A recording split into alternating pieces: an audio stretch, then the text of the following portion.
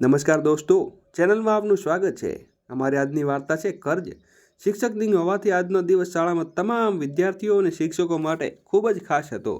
શાળાને ખૂબ સુંદર રીતે સજાવવામાં આવી હતી। શાળાના પ્રાંગણમાં શિક્ષક દિવસનો કાર્યક્રમ ચાલી રહ્યો હતો। તમામ વિદ્યાર્થીઓ પ્રાંગણમાં હાજર હતા અને પ્રિન્સિપાલ સાહેબ માઇક ઉપર ગુરુની મહિમાનું ગુણગાન કરી રહ્યા હતા। બળે તે દીવાના જેવા અને અનેક જીવન પ્રકાશિત કરે છે। કંઈક આ રીતે દરેક ગુરુ પોતાનું કર્તવ્ય નિભાવે છે। આ સાથે જ સમગ્ર શાળામાં તાળીઓની ગર્જનાથી ગુંજી ઉઠી। તે વખતે અચાનક શાયરની અવાજે તમામ શિક્ષકો અને વિદ્યાર્થીઓ ચોંકી ગયા। આ અવાજ જિલ્લાની મેજિસ્ટ્રેટ કાર શાયરનો હતો। પ્રિન્સિપાલ સહિત તમામ શાળાના શિક્ષકો આશ્ચર્યચકિત થઈ ગયા। આખરે એટલા મોટા અધિકારીઓ તેમની આ નાની શાળામાં શા માટે આવ્યા હશે? તેમના કારમાંથી ઉતરીને જિલ્લા મેજિસ્ટ્રેટ સીધા પ્રિન્સિપલ ઓફિસ તરફ ગયા। તેમણે ઓફિસમાં જતા જોઈને પ્રિન્સિપાલ ઝડપથી ઓફિસ તરફ દોડી ગયા। અરે સાહેબ, તમે અચાનક અહીં? કહો, હું તમારી શું સેવા કરી શકું? પ્રિન્સિપાલે માથાનો પરસેવો પોંછતા પૂછ્યું। સામે બેઠેલા અધિકારીએ કહ્યું, અસલમાં મને આ શાળાનો એક શિક્ષક ચંદ્રમોહનજી સાથે મુલાકાત કરવાની છે। ચંદ્રમોહનજીનું નામ સાંભળીને પ્રિન્સિપાલ આશ્ચર્યચકિત થઈ ગયા કે આવા મોટા અધિકારીએ એક સામાન્ય શિક્ષક સાથે શું કામ હશે? પરંતુ તેમણે આ બાબતે કોઈ પ્રશ્ન કરવો યોગ્ય નથી માન્યો અને કહ્યું, સાહેબ, ચંદ્રમોહન સર થોડા વર્ષ પહેલાં જ નિવૃત્ત થયા છે, તેથી હવે તેઓ અહીં ભણાવવા આવતા નથી। આ સાંભળીને જિલ્લા મેજિસ્ટ્રેટ થોડું વિચારીને બોલ્યા, પણ તેમનું સરનામું તો તમારી પાસે હશે ને? પ્રિન્સિપાલે કહ્યું, હા સર, હું રજિસ્ટરમાં જોઈને તમને તેમનું સરનામું આપી દઉં છું। થોડી જ વારમાં ચંદ્રમોહનનું સરનામું શોધવાનું અને પ્રિન્સિપાલ તેમને આપી દીધું। તે સરનામું જોઈને જિલ્લા મેજિસ્ટ્રેટના ચહેરા ઉપર સંતોષનો ભાવ આવી ગયો। બરાબર છે, હવે હું ચાલું છું, તમારો આભાર, તેમ કહીને જિલ્લા મેજિસ્ટ્રેટ ત્યાંથી ચાલ્યા ગયા। જેમ જ ડીએપી સાહેબ અને ખુરશીમાંથી ઉઠવા લાગ્યા તે સમયે પ્રિન્સિપાલ સાહેબની ઉત્સુકતા વધુ વધી ગઈ અને તેઓ જાણવા માંગતા હતા કે ડીએમ સાહેબ ચંદ્રમોહન સર સાથે મળવા માટે એટલા ઉતાવળા કેમ હતા? પોતાની જિજ્ઞાસા સંતોષવા માટે તેમણે પૂછ્યું, સાહેબ, પણ તમને તેમની સાથે શું કામ છે? આ સાંભળીને ડીએમ સાહેબે પાછા ખુરશી પર બેસી ગયા અને કહ્યું, મારા તેમના ઉપર એક મોટો કર્જ છે જે હું ચૂકવવાનું છું, જેથી મને તેમની સાથે મળવું હતું। આ વાત સાંભળીને પ્રિન્સિપલ સાહેબે આશ્ચર્ય સાથે તેમની તરફ જોયું। ત્યાર પછી ડીએમ સાહેબે સંપૂર્ણ વાર્તા સમજાવી અને શરૂ કરી કે વર્ષો પહેલાં હું પણ આ સ્કૂલમાં ભણતો હતો। ત્યારે હું 8મા ધોરણમાં ભણતો હતો। તે સમયે ચંદ્રમોહન સર અમને ગણિત અને નૈતિક શિક્ષણ આપતા હતા। એક દિવસ સરે અમારી કક્ષાના તમામ વિદ્યાર્થીઓને એક સવાલ પૂછ્યો। સવાલ હતો કે જો તમને 100 રૂપિયા મળે તો તે પૈસા તમે શેના માટે વાપરો છો? સવાલ સાંભળીને બધા વિદ્યાર્થીઓ ઉત્સુક થઈ ગયા અને જુદા જુદા જવાબ આપ્યા। કોઈકે કહ્યું, હું તે પૈસાની ચિપ્સ અને ચોકલેટ ખરીદીશ, તો કોઈકે કહ્યું, હું મારા પાસે રમકડા લઈશ, કોઈકે વિડીયો ગેમ રમવાની ઈચ્છા વ્યક્ત કરી, તો કોઈ બીજાએ નવો કપડો ખરીદવાની વાત કરી। મિત્રો, આગળ સ્ટોરી સાંભળતા પહેલાં વિડીયોને લાઈક કરી અને ચેનલને સબસ્ક્રાઈબ અવશ્ય કરી લેજો। કોમેન્ટમાં જય શ્રી કૃષ્ણ જરૂર લખી દેજો। પછી મારી વારી આવી, જ્યારે મને પૂછ્યું કે 100 રૂપિયા તો શું કરીશ? ત્યારે હું થોડો સમય મૌન રહ્યો। ન તો હું રમકડો ખરીદવા માંગતો હતો, ન તો ખાવા પીવાની વસ્તુઓ। મારી ઈચ્છા બીજા વિદ્યાર્થીઓ કરતાં અલગ હતી, પણ મને ખબર હતી કે જો મારી ઈચ્છા જણાવી તો બધા વિદ્યાર્થીઓ મારો મજાક બનાવશે, તેથી મેં કંઈ કહ્યું નહીં। અને ત્યાં સર મારી પાસે આવ્યા અને ફરીથી સવાલ પૂછ્યો। ત્યારે મેં ધીમે અવાજમાં કહ્યું, સર, જો મને 100 રૂપિયા મળે તો હું મારી મમ્મી માટે આંખોનો ચશ્મો બનાવીશ। મારું આવું કહેતા જ બધા વિદ્યાર્થીઓ હસવા લાગ્યા।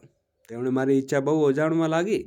ચંદ્રમોહન સરે બધાને શાંત રાખતા કહ્યું, અરે, મને પ્રેમથી પૂછ, બેટા, તું ચશ્મા શા કેમ વિચારતો છે? બીજા બાળકોની જેમ તું રમકડા કે તારી મનપસંદ વસ્તુઓ કેમ નથી ખરીદતો?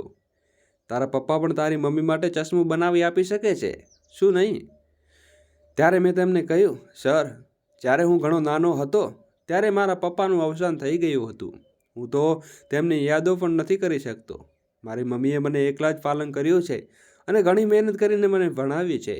હજી તો લોકો કપડાં સીવીને ઘરનો ખર્ચ ચલાવે છે, પણ હવે તેમની આંખો ખૂબ જ નબળી થઈ ગઈ છે। જ્યારે તેઓ સુધીમાં દોરી નાખવાનો પ્રયત્ન કરે છે ત્યારે તે એમ જ નહીં નખાય. ક્યારેક એ સોય હાથમાંથી ખૂબી જાય છે તો હું તેમની સાથે ચશ્મો ખરીદી દઉં તો તેમને કામ આવવામાં સરળતા થશે. મારી વાત સાંભળીને ચંદ્રમોહન સરની આંખોમાં આંસુ આવી ગયા. દોસ્તો, વિડીયોને લાઈક કરી અને ચેનલને અવશ્ય સબસ્ક્રાઈબ કરી દેજો. હજી આગળ વાર્તા શરૂ કરીએ તેની પહેલાં કોમેન્ટ બોક્સમાં જય શ્રી કૃષ્ણ, રાધે કૃષ્ણ લખી દેજો. તેમણે પણ મને પોતે ગળે લગાવીને કહ્યું, શાબાશ બેટા, તું જે જવાબ આપ્યો છે તેનાથી દેખાય છે કે તારા દિલમાં તારી મમ્મી માટે કેટલો પ્રેમ છે. તારા વિચારોથી હું ખાતરીપૂર્વક કહું છું કે તું જીવનમાં ચોક્કસ મોટું કામ કરશે, મારા નામે રોશન કરશો. એવું કહેતા ચંદ્રમોહન સરે ઇનામ રૂપે 100 રૂપિયા આપ્યા. ત્યારબાદ પોતાની ખિસ્સામાંથી વધુ 100 રૂપિયા કાઢીને કહ્યું, આ હાવ બેટા, તને અલગથી આપી રહ્યો છું. આ પૈસા તારે પાછા રાખજે અને જ્યારે તારા પાસે ઘણી સંપત્તિ હશે ત્યારે મને પાછા આપજે. આ વાત સાંભળીને પ્રિન્સિપલ સાહેબે કહી રહ્યા હતા ત્યારે ડીએમ સાહેબની આંખોમાં પાણીથી ભરી આવી. તેઓએ કહ્યું, ચંદ્રમોહન સરે મને ઘણીવાર મદદ કરી હતી. જ્યારે મારી પાસે પુસ્તકો ખરીદવા માટે પૈસા ન હતા ત્યારે મેં તેમણે પોતાના પાસેથી પૈસા મારી પુસ્તકો ખરીદી આપતા. તેઓ મારી અભ્યાસમાં પણ ખાસ ધ્યાન રાખતા અને સાંજે મને પોતાના ઘરે ભણાવતા હતા. તેઓએ ક્યારેય મારા પાસે એક પણ પૈસો નહોતો લીધો. મારા જીવનમાં જે સફળતા મળી છે તેના પાછળ ચંદ્રમોહન સરનું મોટું યોગદાન છે. જેથી જ આજે હું તમને તેમના પૈસા પરત કરવા આવ્યો હતો. આ વાત સાંભળીને પ્રિન્સિપલે સાહેબે ખૂબ ભાવુક થઈ ગયા. ચંદ્રમોહન સરનો સરનામું લઈ ડીએસપી સાહેબ બહાર નીકળ્યા અને ગાડીમાં બેઠા સીધા તેમના ઘરે સરનામે પહોંચી ગયા. જ્યારે તેઓ ત્યાં પહોંચ્યા અને દરવાજો ખટખટાવ્યો ત્યારે ત્યાંના નવા માલિકે કહ્યું, ચંદ્રમોહન સર અહીં રહેતા નથી. તેઓ તો આ ઘર વેચીને બીજા વિસ્તારમાં જવા નીકળી ગયા છે. ડીએસપી સાહેબે આજુબાજુ લોકો પાસે પૂછપરછ કરી તો તેમને નવા ઘરનું સરનામું મળ્યું. જલ્દીથી તે નવું ઘર સરનામું લઈને તુરંત ત્યાં પહોંચ્યા. જ્યારે તેઓ દરવાજા પર પહોંચ્યા તો દરવાજાની બેલ વાગી. એક છોકરી બહાર આવી ગઈને પૂછ્યું, તમે કોને શોધી રહ્યા છો? ડીએસપી સાહેબે કહ્યું, મને ચંદ્રમોહનજીને મળવું છે. અંદરથી અવાજ આવ્યો, કોણ છે? દરવાજા ઉપર મીના. અંદરથી એક પુરુષ બહાર આવ્યો અને પૂછ્યું, તમને મારા પિતાજી સાથે શું કામ છે? ડીએમ સાહેબે સમજાવ્યા કે ચંદ્રમોહન સરનો પત્ર છે. તેઓએ કહ્યું, મારે ચંદ્રમોહન સરનો કર ચૂકવવાનો છે જે મેં વર્ષો પહેલાં લીધેલો હતો. આ સાંભળીને છોકરો આશ્ચર્યમાં પડ્યો. તે હકીકતમાં જાણતો હતો કે 2 વર્ષ પહેલાં જેણે પોતાના પિતાને વૃદ્ધાશ્રમમાં મૂક્યા હતા ત્યારથી તેણે તેમના વિશે કોઈ માહિતી ન મળી હતી. તો આ સાથે જે પૈસાની વાત સાંભળી તેની આંખોમાં લાલચ આવી ગઈ. આહા, તમે પિતાજીના પૈસા પાછા આપવા માટે આવ્યા છો? પણ પિતાજી અત્યારે અહીં નથી, તેઓ ગામમાં ગયા છે. તમે મને પૈસા આપી શકો છો, હું તમને એકમાત્ર પત્ર છું. તે મીઠી ભાષામાં બોલ્યો અને ડીએસપી સાહેબે તરત જ જવાબ આપ્યો, મારે તેમની સાથે વ્યક્તિગત રીતે મળીને તેમને પૈસા આપવા છે. શું તમે મને ગામનું સરનામું આપી શકો છો?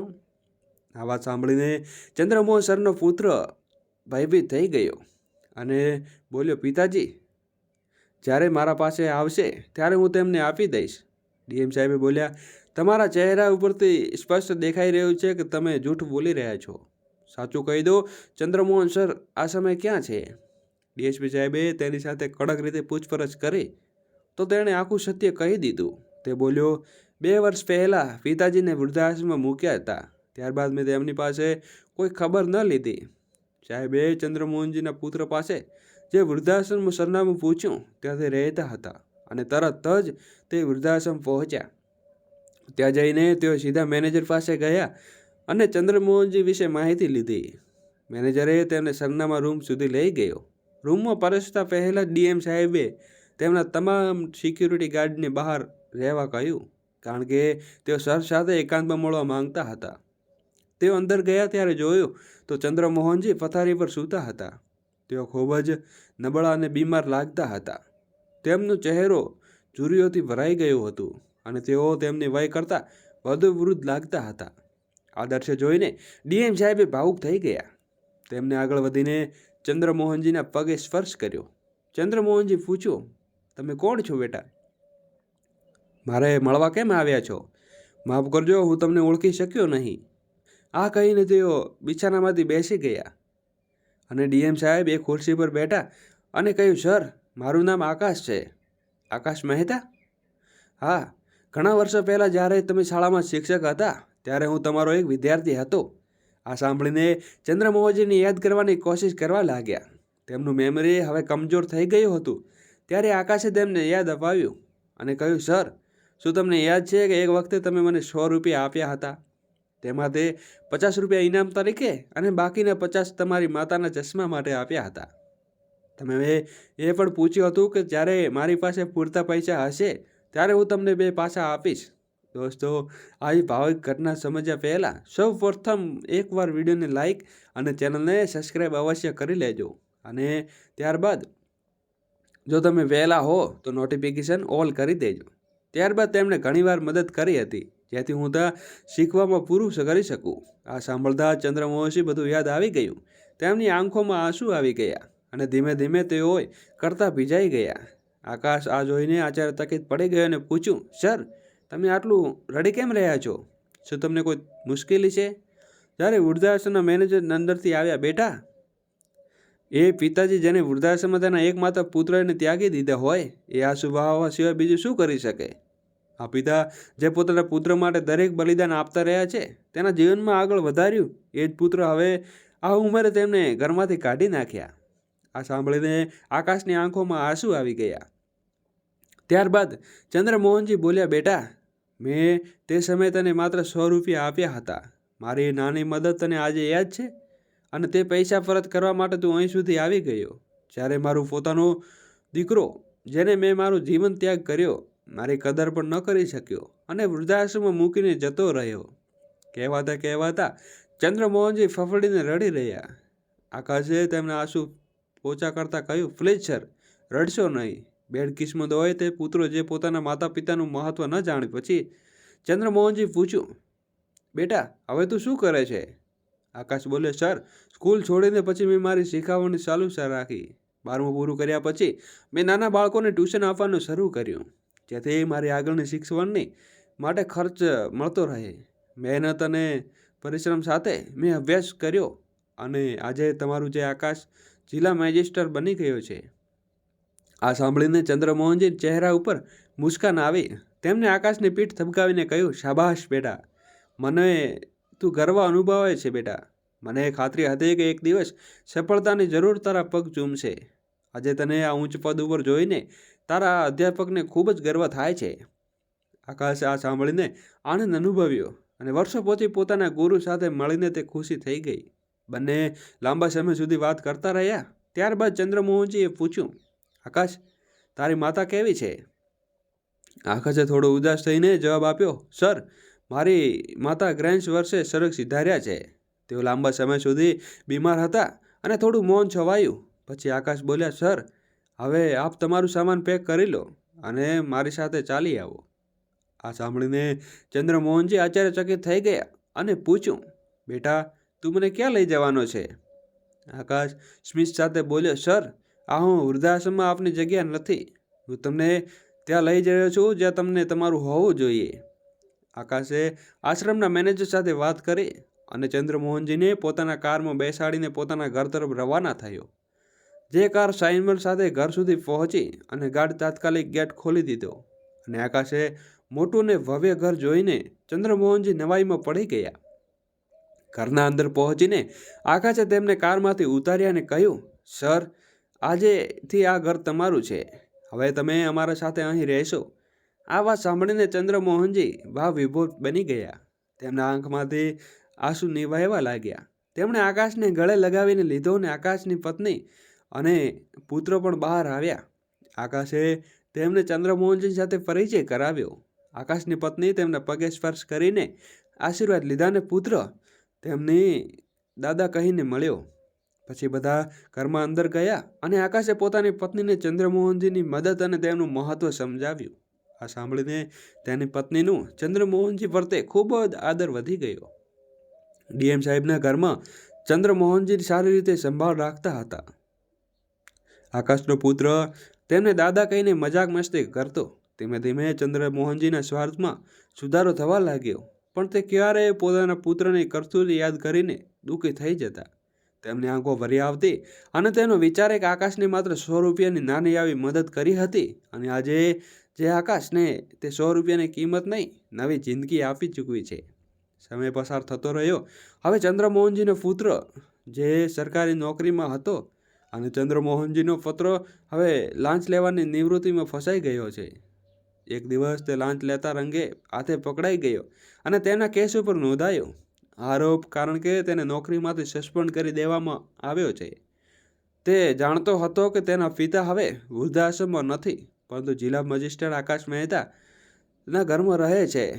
મોટી મુશ્કેલીમાં ફસાતા તેમને કોઈ ઉપાય શુદ્ધ ન હતો, ત્યાંથી તે સીધો પોતાના પિતાની મદદ કરવા માટે આકાશના ઘરે ગયો. દોસ્તો, આવા પુત્રો હોય તો ક્યારેય ઘરમાં શાંતિ ન મળે.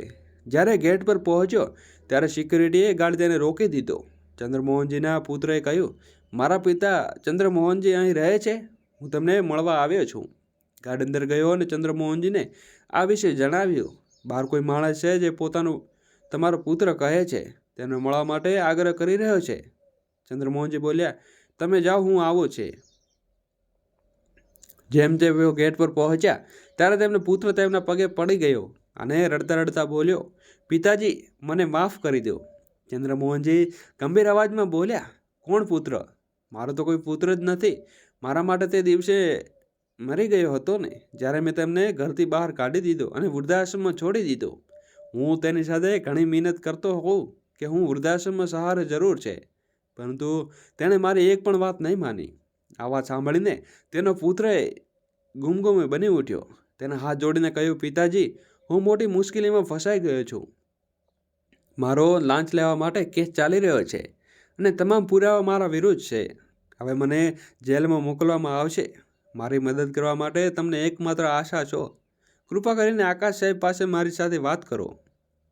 ચંદ્રમોહનજી બોલ્યા, બેટા, આ બધું તારા ખરાબ કર્મોનું પરિણામ છે.